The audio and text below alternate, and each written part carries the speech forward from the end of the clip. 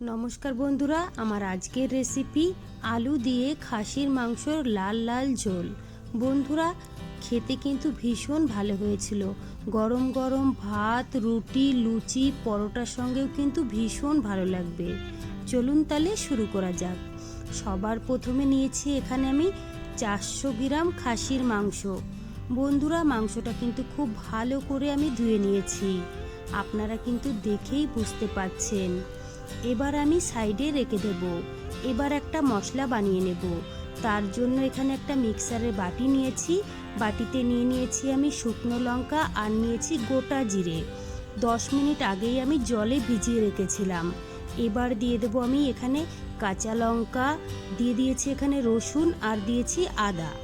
সামান্য একটু জল দিয়ে খুব ভালো করে কিন্তু পিষে নিলাম। এবার আমি মাংসর মধ্যে দিয়ে দিলাম মশলাটা। এবার দিয়ে দেবো পরিমাণ মতো লবণ, দিয়েছি হাফ চামচ হলুদ গুঁড়ো, আর দিয়েছি কালারের জন্য সামান্য একটু কাশ্মীরি লঙ্কার গুঁড়ো, আর দিয়েছি সামান্য একটু গোলমরিচের গুঁড়ো। এখানে দিয়েছি আমি 1 চামচ টক দই। টক দইটা দিয়ে খুব ভালো করে মেখে নিতে হবে। খুব ভালো করে মেখে নিয়েছি। এবার দিয়ে দেবো সরষের তেল। সরষের তেলটা দিয়ে আবারও কিন্তু ভালো করে মেখে নিতে হবে। বন্ধুরা, এইভাবে হাতে মেখে খাসির মাংস রান্না করলে খেতে কিন্তু ভীষণ ভালো লাগে। এবার আমি ঢাকা দিয়ে রেখে দেব 20 মিনিটের জন্য। আর এই দিকে কিন্তু গ্যাসে আমি কড়াই বসিয়ে দিয়েছি। কড়াইটা গরম হয়ে গেছে, দিয়ে দিলাম সরষের তেল। তেলটা গরম হয়ে গেলে কেটে রাখা আলুগুলো ভেজে নিতে হবে। এখানে আমি একটা বড় সাইজের আলু আগের থেকে কেটে তারপরে কিন্তু ধুয়ে নিয়েছিলাম। দিয়ে দেবো সামান্য একটু লবণ, আর দিয়েছি সামান্য একটু হলুদ গুঁড়ো। একটু সময় নিয়ে আলুগুলো খুব সুন্দর করে লাল লাল করে ভেজে নিতে হবে।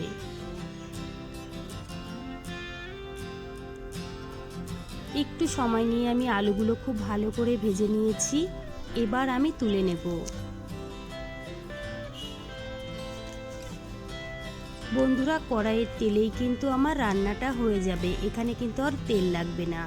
দিয়ে দেবো আমি গোটা জিরে, আর দিয়েছি একটা তেজপাতা। দিয়ে দিলাম এখানে গোটা গরম মশলা। ভালো করে একটু ভেজে নিতে হবে। এখানে নিয়েছি বড় সাইজের একটা পেঁয়াজ।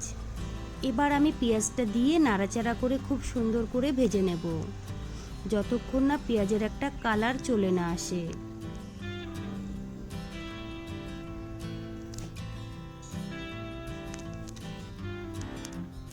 একটু সময় নিয়ে কিন্তু পেঁয়াজটা আমি খুব ভালো করে ভেজে নিয়েছি। এবার আমি মেখে রাখা খাসির মাংসটা দিয়ে দেব। তার সঙ্গে কিন্তু একটু জলও দিয়ে দিতে হবে। এবার কিন্তু খুব ভালো করে একটু নাড়াচাড়া করে নেব।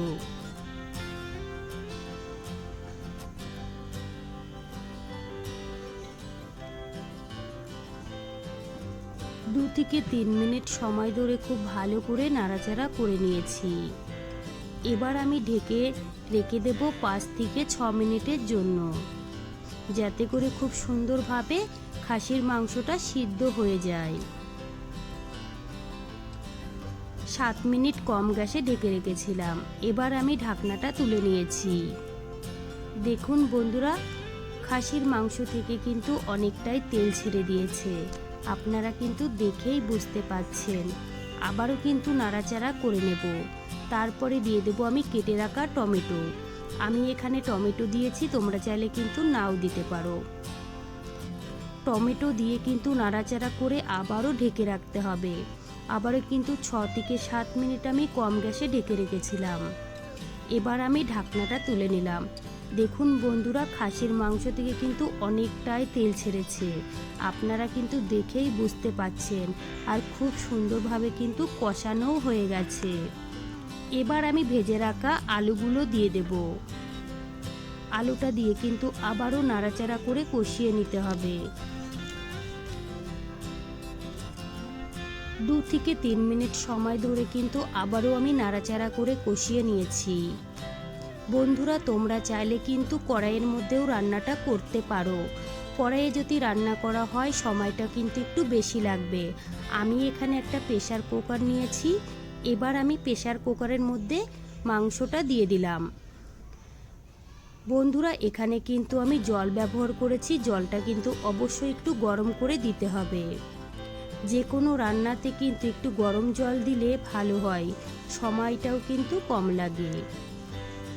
পরিমাণ মতো জলটা দিয়ে আমি প্রেসার কুকারের ঢাকনাটা বন্ধ করে 3 থেকে 4টে সিটি মেরে নেব। 3 থেকে 4টে সিটি মেরে নিলেই কিন্তু আমাদের খাসির মাংসর ঝোলটা একদম রেডি হয়ে যাবে। 4টে সিটি আমি মেরে নিয়েছি, এবার আমি ঠান্ডা হওয়ার জন্য রেখে দেব। তারপরে আমি ঢাকনাটা খুলে নিয়েছি। ঢাকনাটা খুলে আবারও কিন্তু একটু নাড়াচাড়া করে নেব।